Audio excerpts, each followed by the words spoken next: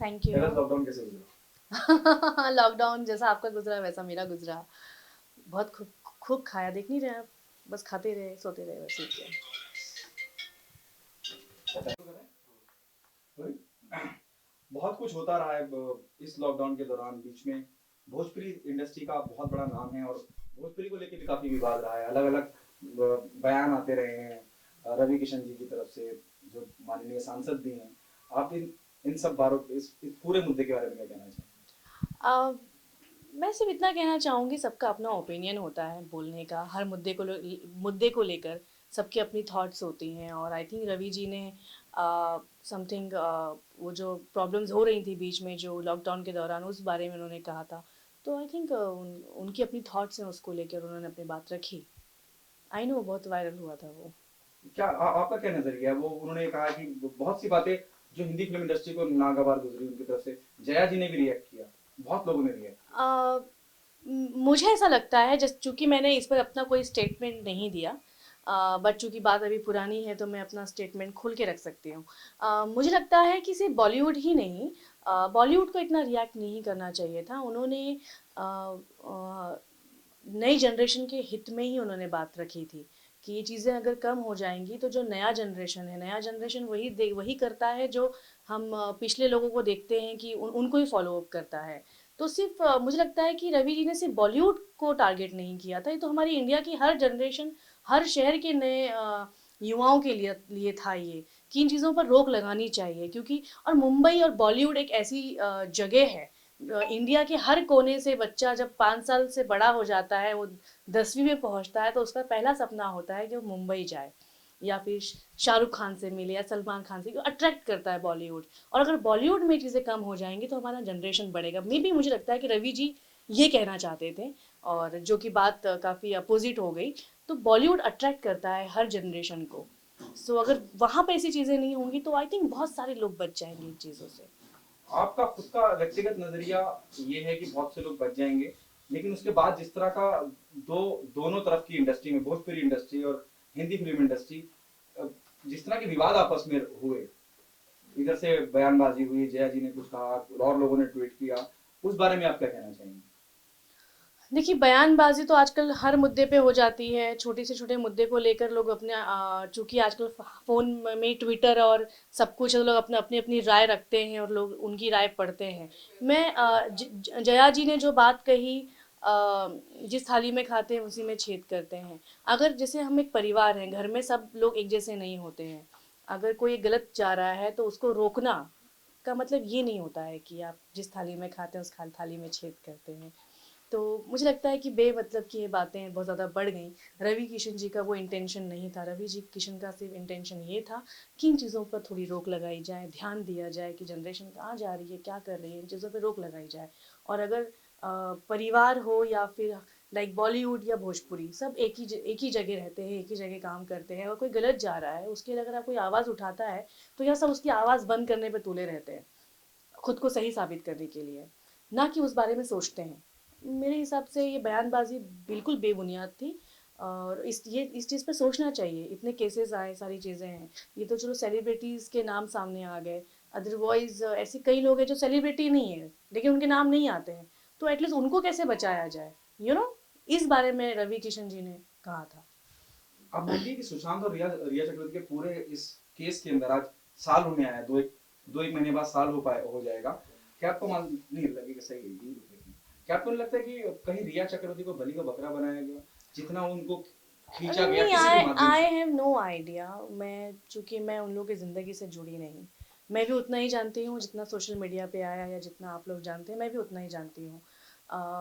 Lockdown के दौरान no doubt Sushant Singh का जाना पब्लिक से लेके हर किसी को ही, मतलब मैं खुद बहुत रोई थी कि ये क्यों हुआ। एक सक्सेसफुल लोग जब इस तरह का काम करते हैं तो जो सक्सेस नहीं है वो क्या करेंगे, तो इसलिए बहुत ही धक्का लगा। और क्या होता है जब आप किसी की लाइफ में ऐसा होता है तो उनसे जुड़े हुए लोगों पर ही पहले उंगली पॉइंट उठ जाती जाता है, उंगली उठती है।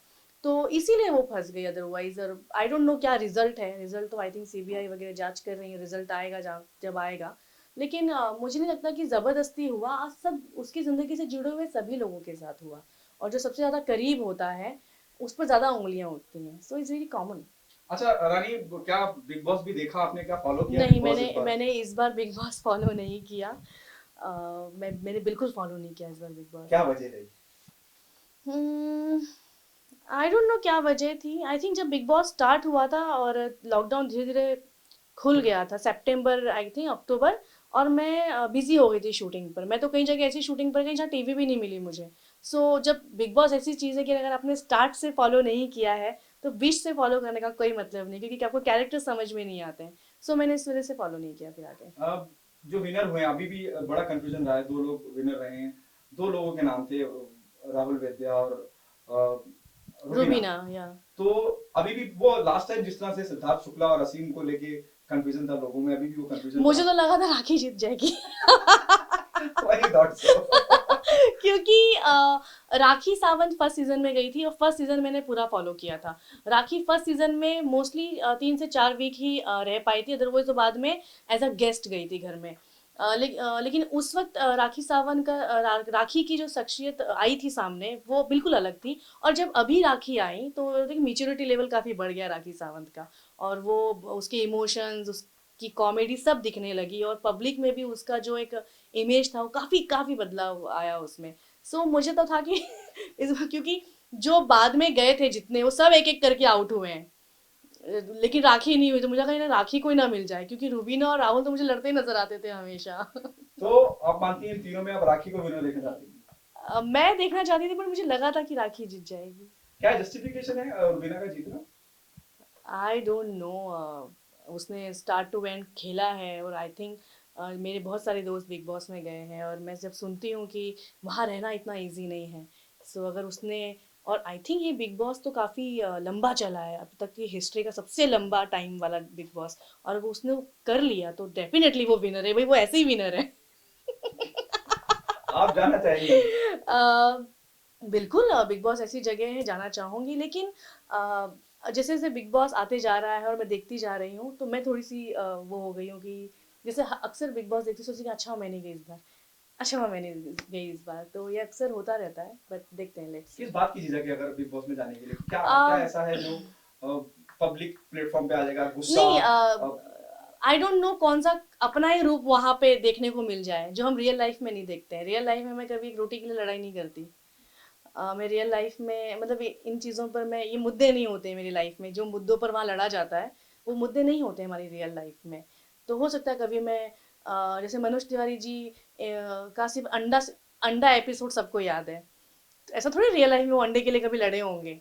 तो आपका क्या क्या आ जाए वो कुछ पता नहीं है, तो बस इसी चीज से एक थोड़ी सी झिझक है। ये बहुत, एक तो बहुत लंबा चला, दूसरा टीआरपी को लेके बहुत परेशान रहा चैनल और उतने लोगों को घुसेड़ना पड़ा।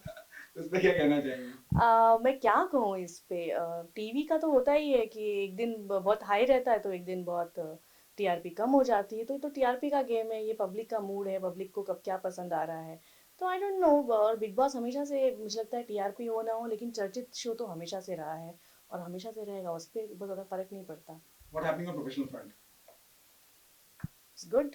क्या क्या हो रहा है काम अच्छा के हो रहा लिहाज है, से? सब कुछ अच्छा हो रहा है। कोई वेब सीरीज वगैरह? हाँ, सीरीज साइन की हैं, टीवी शोज भी आ रहे हैं एक आध दो, और भोजपुरी फिल्में मेरी चली रही हैं, बट मैं ज़्यादातर सीरीज में नज़र आने वाली हूँ। सीरीज के बारे में अगर if you can throw some, थोड़ा सा और बता सकें अगर आप। जैसे मेरी 2 सीरीज अभी रिलीज हो गई, रानी का राजा और मस्तराम। उसके अलावा मेरी और 5 सीरीज आएंगी, बैक टू बैक मैं अपडेट्स दूंगी अपने सोशल मीडिया के जरिए जब प्रमोशन शुरू होगा। अभी क्यों बताऊँ। रानी, क्या आप मानती हैं कि जो सेंसर हो लगा है वेब सीरीज को लेके, कि भाई उसको भी अब सेंसर होना पड़ेगा? बिल्कुल इस बिल्कुल। बारे में आपकी क्या राय है? बहुत अच्छी राय है मेरी, मैं बहुत खुश हूँ, क्योंकि लॉकडाउन के दौरान ये हुआ कि ओटीटी पे सभी का फोकस चला गया।